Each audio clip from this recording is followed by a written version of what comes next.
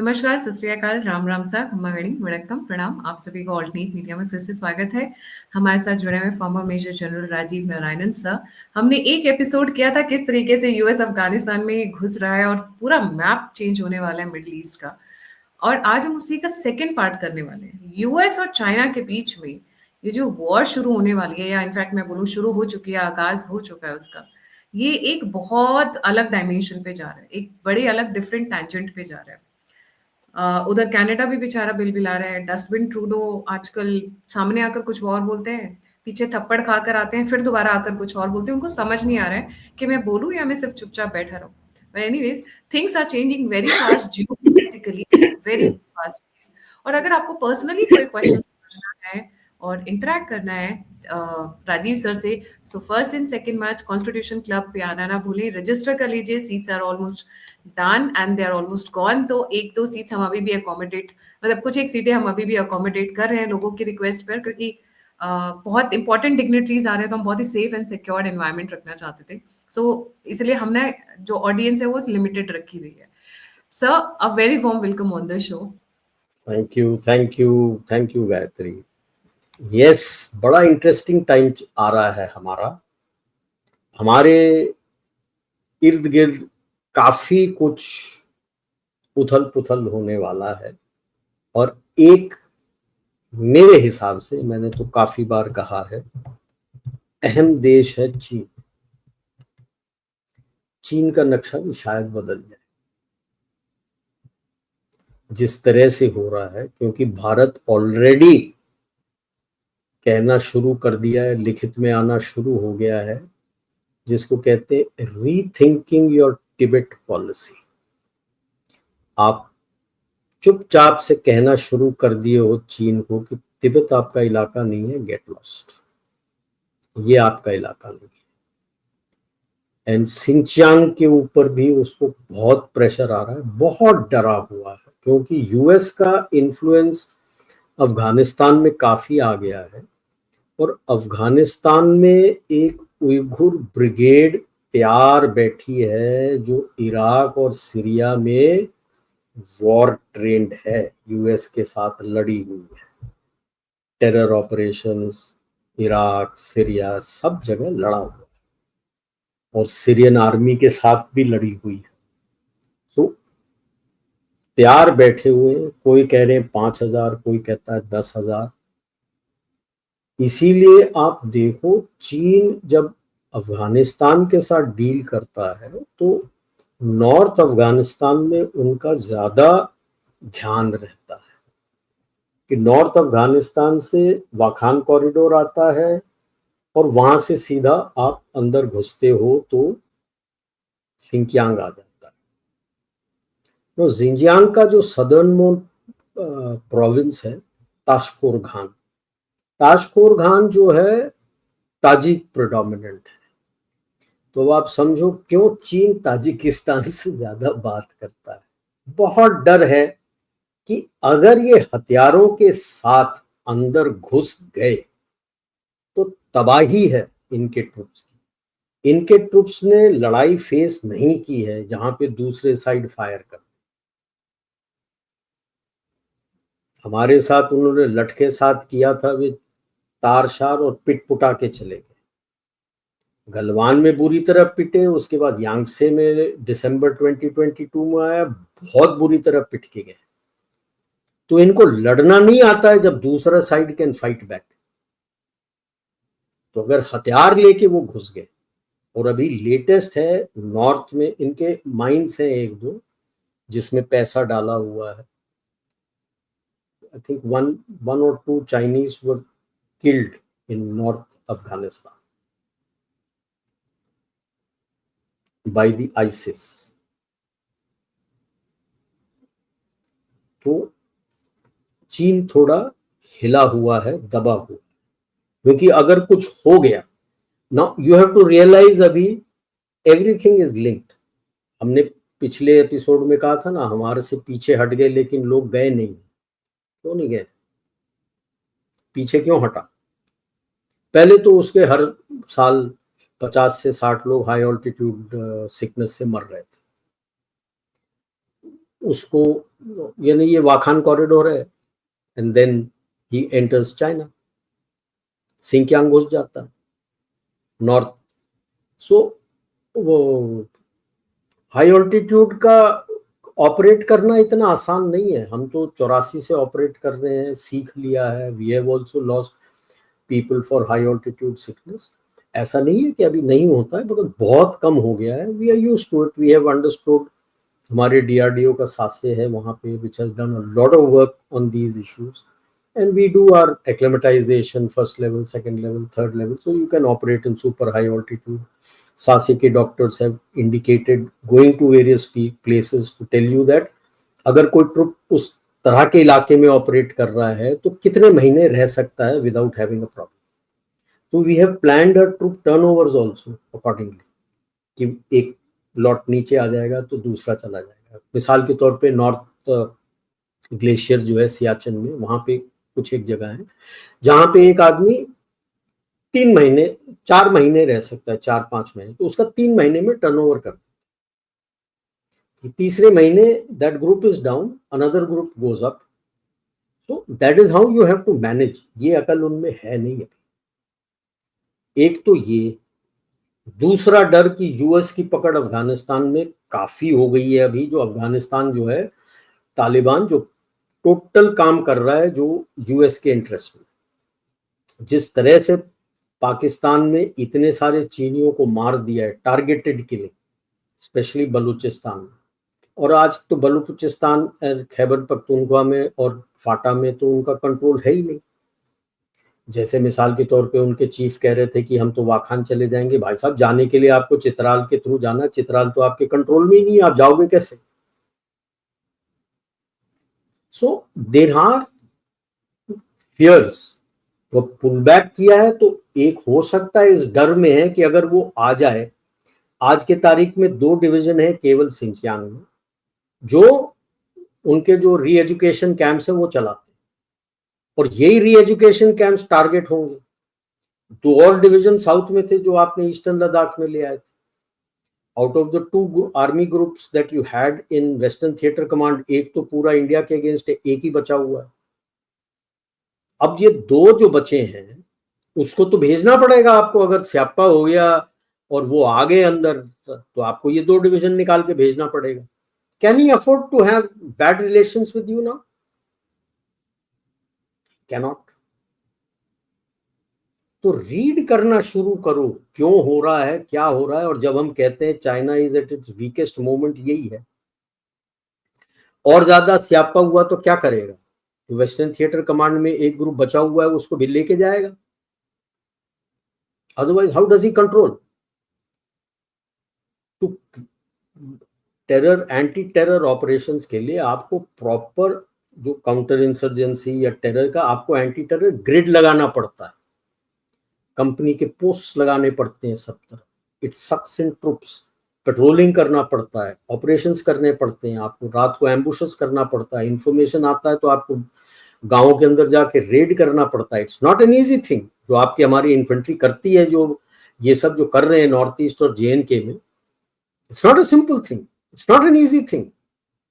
Every day you put your life on the line. Civilians जो बात करते हैं फौज के विरुद्ध, learn to respect. It's very tough, it's not easy. So वो चला जाएगा। अगर वो ग्रुप भी चला गया वेस्टर्न थिएटर कमांड से वहां पे, तो बचा क्या उसके पास यार? क्या कर सकता है आपके साथ? तो क्यों मिन्नत मांग के आपके फॉरेन सेक्रेटरी को बुलाया? फॉरेन सेक्रेटरी को बुलाया, किसने बात की? वांगी। वांगी इज दोवल जी's level. China who looks at total protocol, बराबरी की बात करने के लिए भाई साहब वांगी ने बात की है। डबल हैट है, एक फॉरेन मिनिस्टर है और एक NSA का इक्विवेलेंट है जो स्पेशल रिप्रेजेंटेटिव बॉर्डर के टॉक्स के लिए आता है। ही looks eight foreign policy issues at the state council level. वो मीटिंग करता है किसके साथ? आपके फॉरेन सेक्रेटरी के साथ।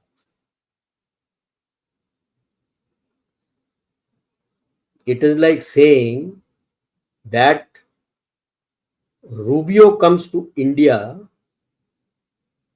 or my foreign secretary goes to USA and unka secretary of state or the NSA has a formal meeting and discussion with him.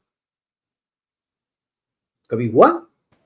Like minister meeting a bureaucrat, in short. मतलब Yes. बहुत simplify में. बिल्कुल. कभी हुआ है? आप minister तो minister के साथ डिस्कस करता है. He had a border special rep हैं दोनों, Doval ji and Wang Yi for your border talks. He has had his meeting with Doval ji. But yet, when our foreign secretary Misri went there, it was Wang Yi who held the complete discussion. Tells you कि they also realize कि भाई साहब जूते पड़ रहे हैं, अभी औकात में रह के बात करते हैं. That Bharat in these issues has gone much ahead of China. चुपचाप से you have gone much ahead of China. Because of this वो आपके अंदर उंगली करेगा, छोड़ेगा नहीं. Because he'll consider it as an insult that a minister had to have a meeting and full discussion with a bureaucrat. तो US का क्या है? अब वो जानता है कि चाइना गिर रहा है. he wants and desires कि भाई चाइना वेस्टर्न पैसिफिक में कोई ना कोई इंसिडेंट हो चाइना के साथ में जो जंग छिड़ जाए, लड़ाई छिड़ जाए. क्यों? उसने बूट्स अपने डालने नहीं है. हाँ, स्पेशल फोर्सेस आ जाएंगे, बाकी कोई बूट्स उसने डालने नहीं. उसके मिसाइल्स होंगे, उसके शिप्स होंगे, उसके एयरक्राफ्ट होंगे दूर और लॉन्ग रेंज वेक्टर्स के साथ वो फायर करें. और उसके पीएलए का जो भी अटैक होगा, बिकॉज पीएलए को कहीं भी अटैक करना है, किसी भी देश को अटैक करना है, उसने एम्फीबियस अटैक तो करना है. मतलब उसकी नेवी आएगी, एयरफोर्स आएगा, मिसाइल से फायर करेगा और ट्रूप्स लैंड करेंगे, उसको डिस्ट्रॉय करेगा. पीएलए हार गई तो मतलब सीपीसी हारी. Xi Jinping will lose face. Okay, that is the aim. डर है शी जिनपिंग को कि कुछ भी हो सकता है. तो इसीलिए अभी जो खबर आ रही है, गायत्री जी को बता भी रहा था मैं कि आज वही देख रहा था मैं. बीजिंग के 30 किलोमीटर साउथ ईस्ट एक नदी है, नाम भूल रहा हूं मैं, वाई से नाम है, योंगी ऐसी कुछ नाम, नदी का नाम है. यांगजी? नहीं, यांगजी तो बहुत नीचे है. यांगजी तो बहुत नीचे है, बीजिंग के पास नहीं. इट इज नॉट इवन आपका हुआंगहा या येलो रिवर, वो भी नहीं है. There is another smaller river Beijing के पास. वहां पे they are making a massive underground nuclear protected command and control center, 1500 hectares, which is 6 square kilometers. मतलब 2 kilometers by 3 kilometers का rectangle आप लगा लो, 6 square kilometers. And they want to go 100 meters or more below. There's a huge lot of earthwarming equipment जो वहां पे है, ऑसेंट ने पकड़ लिया है. तो उसका रिपोर्ट आ रहा है, लेआउट वगैरह दिखा रहे. सरप्राइजिंग ये है कि 2 तो ऑलरेडी हैं उनके पास. ये तीसरा क्यों बना रहा है? क्या उसको भरोसा नहीं है? जो पीएलए ट्रूप्स वहां पे गार्ड कर रहे हैं उसको, उस पर भरोसा नहीं है इसको, शी जिनपिंग को, जो एक और बनाने की कोशिश कर रहा है. और इतना बड़ा, ये तो मिनी शहर ही हो गया यार. 6 स्क्वायर किलोमीटर तो 2-3 कॉलोनी आ जाएंगे अपने. काफी बड़ा है.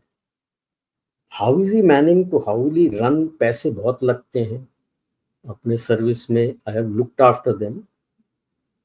पैसे बहुत लगते हैं मैनेज बनाने में और मेंटेन करने में, खर्चा बहुत होता है. लेकिन इंटरेस्टिंग है क्यों कर रहा है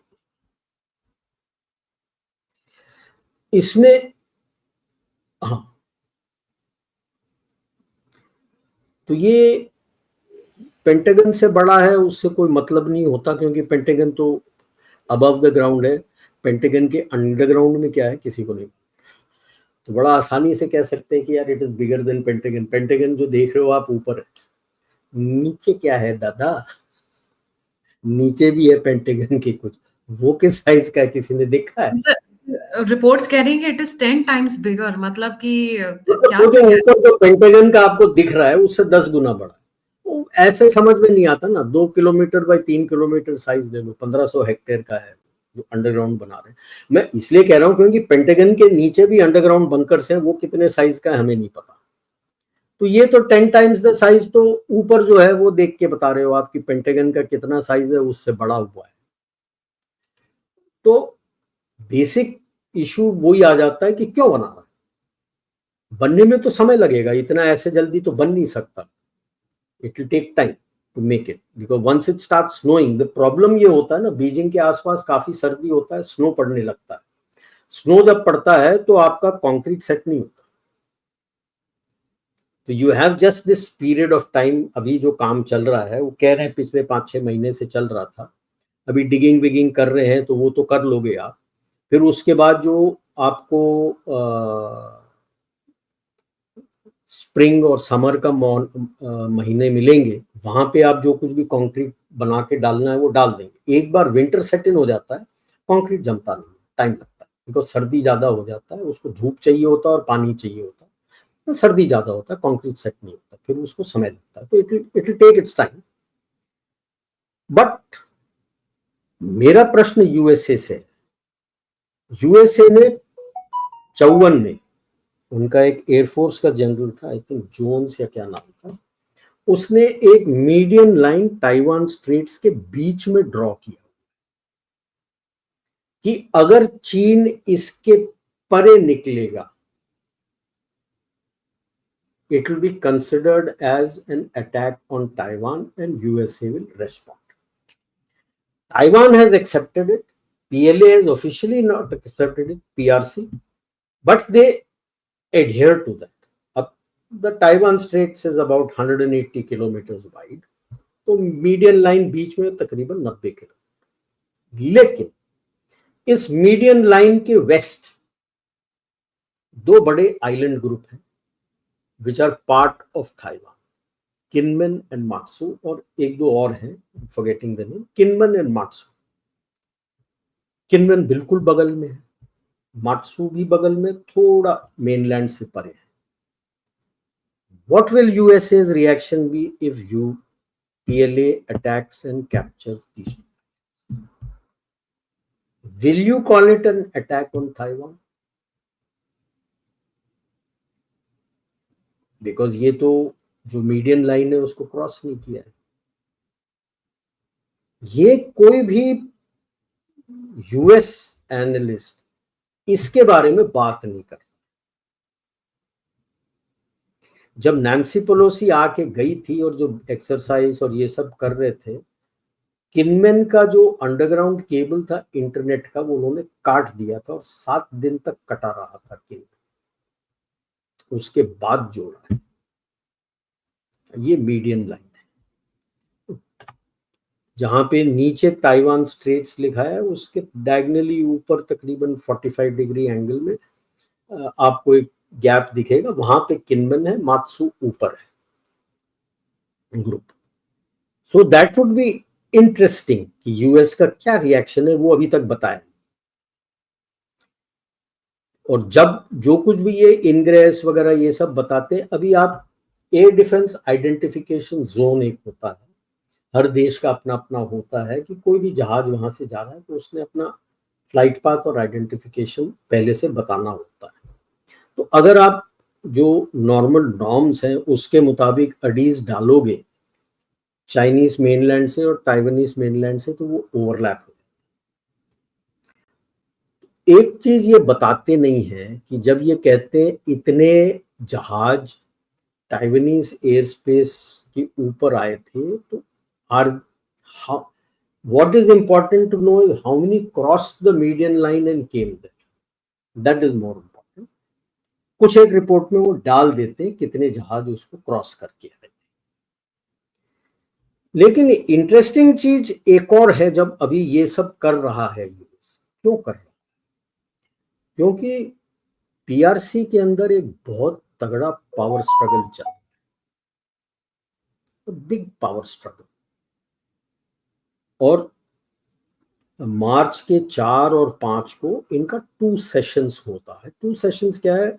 एक है National People's Congress which is equivalent to like our parliament, highest body है, but it's a rubber stamp, क्योंकि जो डिसीजन होना है सबसे पहले उनका पॉलिट ब्यूरो का जो स्टैंडिंग कमेटी है, 7-8 बंदे होते हैं, 9 बंदे होते हैं या 11 बंदे होते हैं, वो पहले डिसाइड करते हैं। उसके बाद जैसे ये अक्टूबर नवंबर में पॉलिट ब्यूरो की मीटिंग होती है, जहां पे वो उनको पूरा ब्रीफ करके अगर कोई डिस्कशन, थोड़ा वर्डिंग चेंज करना, वो सारा सेट हो जाता है। एनपीसी के सेशन में उनको ये टेबल करते हैं और वो पास करते हैं। इतना ही रोल है। और दूसरा है Chinese people's consultative political consultative committee, something akin to our NITI Aayog या प्लानिंग कमीशन।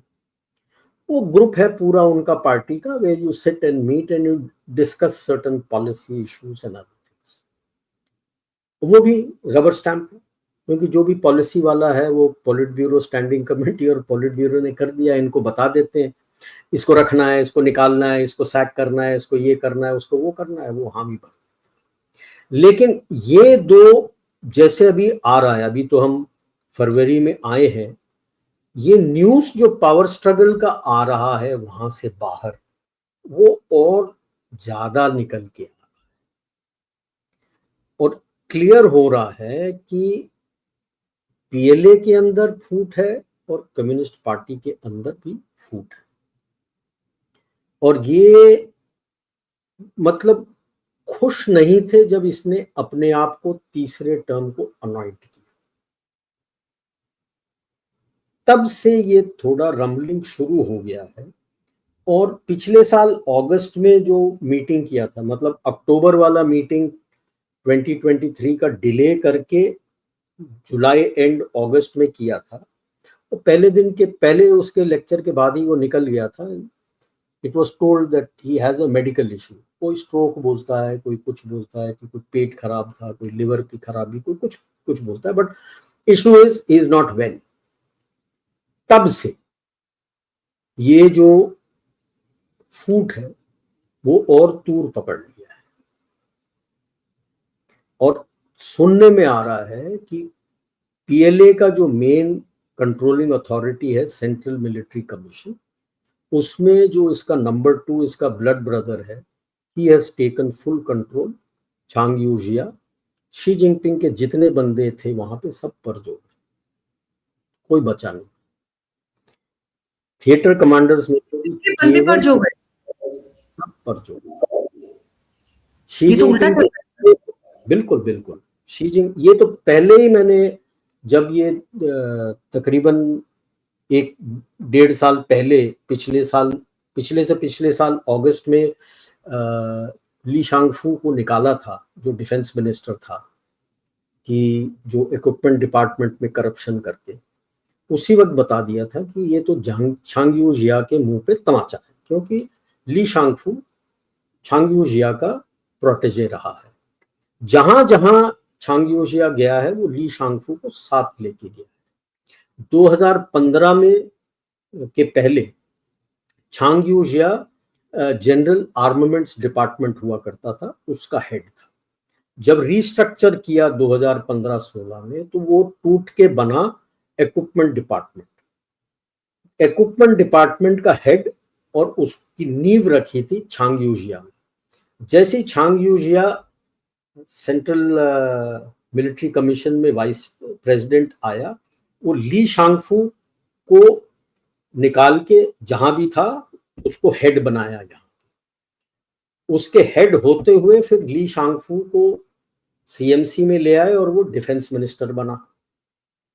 आपने उसको पकड़ा कि वहां करप्शन था, और करप्शन की नीड तो चांग यूजिया ने रखी थी। तो चांग यूजिया तो आपका ब्लड ब्रदर है। तो चांग यूजिया के बंदों को जब टारगेट करने लगा, तभी मैंने कहा था यार ये तो ओपन वॉर होने वाला है between Chang Eugia and Xi Jinping, और छिड़ गया। केवल वेस्टर्न थिएटर कमांडर है बचा हुआ जो शी जिनपिंग का आदमी है, और उसका तो मैंने बता ही दिया, उसके हाथ तो बंधे हुए हैं, भारत से पंगा ले लिया है, डर पड़ा हुआ है कि जो उइगुर ब्रिगेड बैठा हुआ है नॉर्थ अफगानिस्तान में, अगर सिंचियांग में घुस गया हथियार के साथ तो वारे न्यारे हो गए, तो he has his hands full. बाकी सारे अब छांग यूजिया के आदमी। शी जिनपिंग ने जिस आदमी को, सिविलियन जो उसके साथ होता था, सीएमसी का जो जनरल ऑफिस था उसका हेड बनाया था तो कोऑर्डिनेट करने के लिए, जूते मार के निकाल दिया उसको और अपना एक लेफ्टिनेंट जनरल को वहां डाल दिया। सारे उसके सैक हो गए बंदे। So it is very clear that PLA का कंट्रोल छांग यूजिया ने ले लिया है। कोई कहता है हुए दोंग जो दूसरा सीएमसी का वाइस चेयरमैन है वो शी जिनपिंग का आदमी है। मेरी सोच है कि वो शी जिनपिंग का आदमी है नहीं, क्योंकि जब वो कमीशन होके आया था तो छांग यूजिया उसका कंपनी कमांडर था, ये प्लेटून कमांडर था, दोनों साथ लड़े हैं 79 में अपने वियतनाम वॉर में। और लड़ाई की जो दोस्ती बनती है ना, वो बहुत गहरी बनती है जब आप साथ साथ लड़ते हो कंधे से कंधे मिला के, वो कोई जिंदगी भर नहीं भूलता। तो लेट्स सी, वो चुपचाप है। दूसरा, सीपीसी में फूट हो गया, गुटबाजी हो गई है पूरी। जो इसके पॉलिट ब्यूरो स्टैंडिंग कमेटी है उसी के अंदर गुटबाजी हो गई है। तो एक गैंग ऑफ फोर शुरू हो गया था, समथिंग अकिन टू जो माओ से तुंग के टाइम था, जब 72 से 76 तक उसकी तबीयत खराब रहती थी और 76 को मरा था वो। तो उसकी बीवी और 3 कम्युनिस्ट पार्टी वाले, वो गैंग ऑफ फोर थे, जिसके साथ टंग शॉपिंग ने काफी लड़ाई की और 78 में only he took control of CPC. अभी भी एक गैंग ऑफ फोर आ गया है, इसकी बीवी है मगर उसकी बात कोई सुनता नहीं है, वो नौटंकी है, वो तो गाना वाना गाती है, दैट्स अबाउट ऑल। एक काइची है जो इसका पर्सनल पीए रहा है right through from Zhejiang Fujian, सब तरफ से घूमता हुआ वो उसी के साथ रहा है, एक वो है। एक वांग हुनिंग है जो ग्रेट सर्वाइवर में बोलता हूँ, who is basically A propagandist, propaganda वाला है। He is actually the chairman of the CPPCC, the Chinese People's Political Consultative conference committee का, वो कॉन्फ्रेंस का वो चेयरमैन है, वो हेड है Wang Huning. Wang Huning is a great survivor, Deng Xiaoping के एंड में था, thereafter Jiang Zemin, Hu Jintao, और अभी डेंग शाओपिंग इसके साथ भी है, शी जिनपिंग के साथ भी। और तीसरा इनका प्राइम मिनिस्टर है ली चियांग। तीनों निकम्मे, कख नहीं आता। अब यार पीएलए जो पीए रहा है काइची और उसके सिक्योरिटी का इंचार्ज है, वो गवर्नेंस के बारे में क्या जानेगा यार, घंटा कुछ आता है उसको। वांग हुनिंग जो है ही इज अ प्रोपेगेंडिस्ट, और वो लिखता है वो सारा कुछ, जैसे कोई बोलता है the 10 noes, the 3 yeses, the 4 cannots, the 5 this, peaceful rise, harmonious rise, ये सारे लफ्ज लिखता है वो, उसको गवर्नेंस के बारे में कुछ आता है। ली चियांग का तो इनके ग्लोबल टाइम्स में इतना लीपापोती करके उसको लिखा हुआ था कि बेकार है, सड़ा हुआ है, कुछ नहीं आता, ये नहीं वो नहीं, हैंडपिक्ड मैन था। तो अभी इट इज इंटरेस्टिंग कि जो अभी रूमर्स निकल के आ रहे हैं कि ये 4th-5th मार्च वाले कॉन्फ्रेंस में Xi Jinping might be sideline just as a titular head of the state, means they will leave him as the chairman of the communist party, जिसको गलती से वेस्ट वाले प्रेसिडेंट बोलते। There is no appointment as president in communist China. It is chairman. Chairman is a titular head. Actual power rests with the general secretary. The general secretary of the Communist Party controls the Communist Party. And the chairman of the CMC controls the PLA. तो खबर ये है कि अभी देखते हैं, वांग हुनिंग और काइची के बीच में स्ट्रगल है to become the general secretary, and that Chang Yuzhia is likely to become the chairman, but remains to be seen. Xi Jinping will not give it up without a fight. उसके survival के लिए भी है। तो interesting times. एक और rumour भी आ रहा है कि एक पैलेस कू हो जाएगा, पुराने उनके लिटरेचर से निकाल के कि बैक स्टैब कर देगा ये वो, एंड उनके जो राइटिंग होते हैं फ्लावरी राइटिंग होते हैं. अब कैरेक्टर्स हैं, दे डोंट हैव अल्फाबेट्स, तो कैरेक्टर्स उतने ही कैरेक्टर्स हैं, 10,000 एक कैरेक्टर्स हैं. A character is like a word only, उसी को जोड़ जाड़ के आप वर्ड्स बनाते हो. तो उसके अंदर to get some character which looks like Xi और some character who looks like Zhang, अब छांग यूजिया का कोई निकालता है यानी कि white man with bow and arrow knight ये वो, और उनके अपने पुराने हिस्ट्री के उससे बोलते हैं वाइट एरो वाला आएगा, बो एंड एरो से दरवाजे के पीछे गेट से अंदर घुसेगा and he will back stab the person. But इतना पता है knives are out, struggle is on, कि अगर CPC which was such a tight party, उसके ही पॉलिट ब्यूरो में गुटबाजी हो गई, मतलब the person at the head has lost control. इसी को यूएस एक्सप्लॉइट करने वाला है बुरी तरह से. तो मेरे हिसाब से पॉसिबल फ्यूचर क्या हो सकता है, ठीक है, CPC clips his wings and he becomes just the titular head and बाकी आ जाते हैं Chang Yujia in CMC and somebody else. But it is going to weaken because ये गुटबाजी बंद नहीं होगी. If you think Xi Jinping as the chairman is going to keep quiet, इसके बंदे भी हैं ना जिनको आपने पर्ज करके, अब पर्ज करके जेल में नहीं डाला है, आपने साइडलाइन करके डिमोट करके दूसरी जगह भेज दिया है, तो वो तो जुड़ेंगे. It's a less troubled time, but not that much. The other is, the fear is that a powerful general usurps power and declares martial law and throws out CPC, जो कुछ होना है, स्ट्रगल हो जाएगा. अब जनरल सबकी नजर छांग Eugia पे जाती. He can do it only if the PAP also plays along with it. People's Armed Police is also quite strong. Maybe. Will the people, how the people move, what happens, क्या करते हैं, turmoil होगा नहीं होगा, can't predict. और तीसरा है maybe after some time जो ल्यू युआन है, ल्यू शाओची का बेटा, who retired as a major general. Liu Shaoqi used to be the president of, chairman of the Communist Party around till 68-69 when Mao purged him and killed him in jail. Because he was not keen to use the PLA to impose cultural revolution. Red Brigade से cultural revolution उतना impose नहीं हो रहा था. Cultural revolution इसलिए करना पड़ा था क्योंकि Great Leap Forward failed. Great Leap Forward was कि farmers सबको बोल दिया आप सब फार्मिंग छोड़ो and start making steel. अब ना तो स्टील बना और ना खेती हुई, तो बंदे काफी मरने लगे.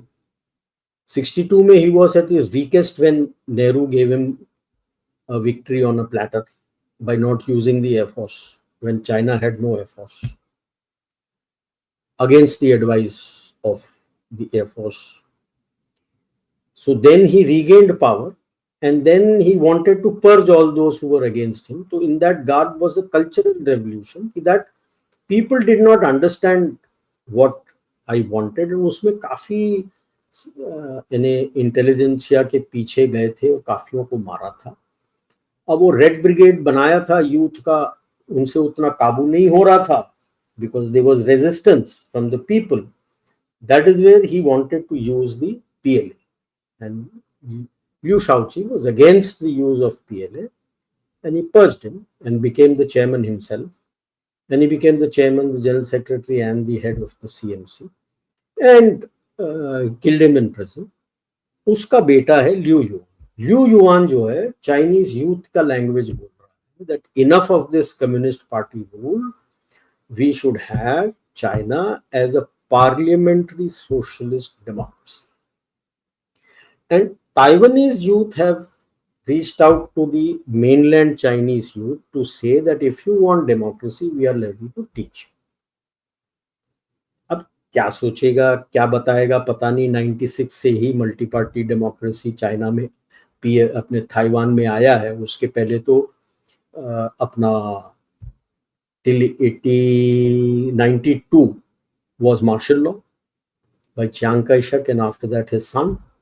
92 में भी Kuomintang party, that was the only one, so उनका प्रेसिडेंट बना। 96 में ये डीपीपी बन के आया था, democratic people's party, and that is when Kuomintang और इसका तो some sort of a democracy has come there, so good luck to them.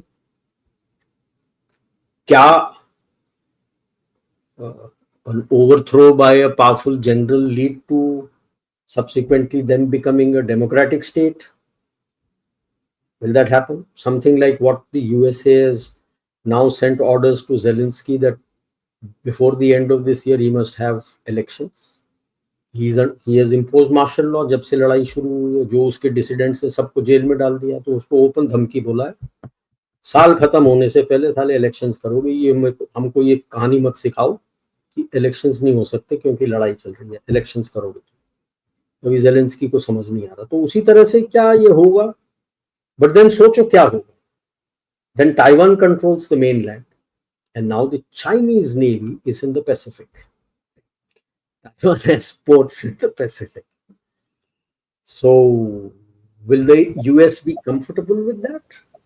Or the US will be comfortable with CPC clipping wings or just the general taking over? Whatever happens, there's going to be a period of tremendous turmoil. And in that period, if we can play our cards correctly, at least Tibet, if not both Tibet and Xinjiang, can be taken away from Chinese rule. That you can. कहते हैं ना, दो की लड़ाई तीसरे की भलाई. Never have a border with China, and then Pakistan is over because there is no China bordering him. And then you don't need to worry about Uyghur militants, because then we'll have to see how you want to play out. Or would you like that to stay and create a problem for the Chinese and just have, when you take Tibet out, would you like to give it Kham and Amdo areas also, which have been taken away from the original Tibet that it was? So these are plans that you need to do. There is interesting time. That is why China is still worried, and that is why he is talking to you कि अगले ये 3-4-5 साल किसी तरह से निकल जाएं, उसके बाद भारत को देखता हूं. So you are now a secondary threat to him. You are not a primary threat to him. You are growing up, so he will use the gray zone means आपके राइज को रोकने के लिए इंटरनल थ्रेट करते रहो, कुछ करते रहो. आमने सामने लड़ाई करने की आज के तारीख में उसकी क्षमता नहीं है, क्योंकि उसने ईस्टर्न सीबोर्ड को देखना है और उसके पास बचा कुचा नहीं है वेस्टर्न थिएटर में आपके साथ पंगा लेने के. और उसको पता है कि आज के तारीख में पाकिस्तान कुछ नहीं कर सकता, लेके भी आ जाए 2 दिन 3 दिन तेल खत्म हो जाएगा, उसके बाद कुछ नहीं कर पाएगा. तो इसीलिए वो आपके साथ अभी पंगा लेना नहीं चाहता है, इज पुल्ड बैक. बट इसका मतलब ये नहीं है कि 4-5 साल के बाद या 3-4 साल के बाद पंगा लेने नहीं आ जाएगा. उस साइड अगर उसका स्टेबलाइज हो गया किसी तरह से, कुछ नहीं हुआ, तो उसकी नजर फिर आपके तरफ आएगी. इसका याद रखना. अभी लेते हैं यूएस का जो झमेला है कनाडा, मेक्सिको, पैनामा और ग्रीनलैंड के साथ. सर बिफोर वी गो, एक छोटा सा क्वेश्चन है before we shift to that side.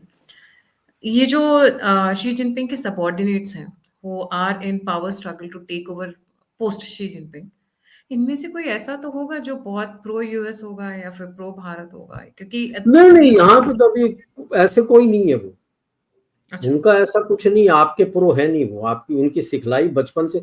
अगर कोई कहता है कि चीनी आपके तरफ देख रहा है, या कोई बोले कि ताइवान आपके भलाई के लिए करेगा, इवन जापान या साउथ कोरिया आपके तरफ देखेगा ना, they are taught that they are the best civilization in the world.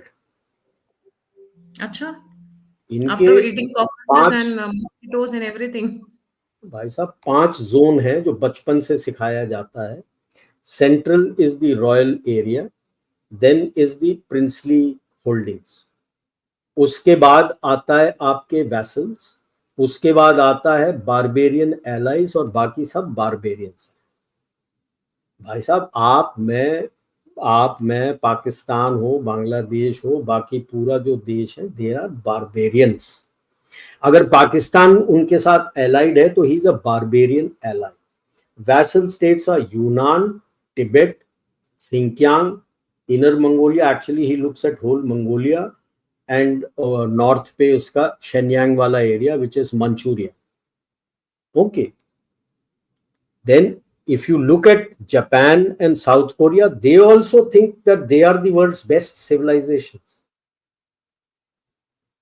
हालांकि रामायण के टाइम में रामायण पूरा सब वहां तक पहुंचा हुआ है, उनके अपने अपने रामायण हैं, जापान में, कोरिया में, चाइना के भी, यूनान में भी हैं, सब जगह हैं। But that is the mental attitude of how you are brought up. That doesn't change even if a person changes. So that is where I say that if I am able to get, तकरीबन north Myanmar तो अभी आपके साथ है, so you have to continue to work with them that he stays with you, and you can get them to vacate, take over Tibet when उथल पुथल जब भी अंदर होगा. It's not a question of if, I look at a question of when. अंदर का उथल पुथल, उस वक्त आपके पास चांस है टिबेट को फ्री कराने के लिए, and USA I am sure will be with you to take out Tibet, because then they would like to have their base in Tibet to keep a watch on China. So वो base आ जाता है, वो India तो है ही है, but it is there, base आ जाता है. So then you never have a border with China. Then it goes back to ancient times when you pre-50s, when you never had a border with China. You have a border with Tibet, you have a border with Myanmar. There's no border with China. Then for Chinese to do something in the northeast and other areas becomes little more difficult. Not that he will not do from other areas, it becomes a little more difficult. Now for that is the reason why he was having building up his footprints in Bangladesh. वो तो thanks to Samantha Powers and Barbara Nuland, वो तो खत्म हो गया, उनके सब तो खत्म हो गए. But now you have to be careful that once Yunus goes out of power and Sheikh Hasina comes back, how do you nurture that country so that it doesn't go back into the zone of influence of the Chinese? तो वहां से फिर वो north east के अंदर घुसता है, north Myanmar चला जाता है. Why is he crying today and desperate today? North Myanmar हाथ से चला गया, बांग्लादेश हाथ से चला गया. तो जो वो थ्रेट दे रहा था आपको that he will, if you don't do I will interfere in the north east, वो उसके लिए डिफिकल्ट हो गया. सो उल्टी पड़ गई. तो you have to work these things. Thank you so much, sir, for joining. It was a very wonderful session. जाने से पहले सभी व्यूअर्स से रिक्वेस्ट है, प्लीज लाइक सब्सक्राइब शेयर करना नहीं भूलिएगा. हमारा कॉन्फ्रेंस फिर से रिमाइंड कर रही हूँ, जैसे रजिस्ट्रेशन आप फटाफट कराएं. बहुत सारी लोग मुझे ईमेल लिख रहे हैं, क्वेश्चंस लिख रहे हैं, और they are getting in touch कि हमें ये अरेंजमेंट्स को लेकर कुछ इश्यूज हैं. They can always write to me on gayatrimishra8@gmail.com or bulletin-in-seconds@gmail.com. Sir हमें वहीं मिलेंगी.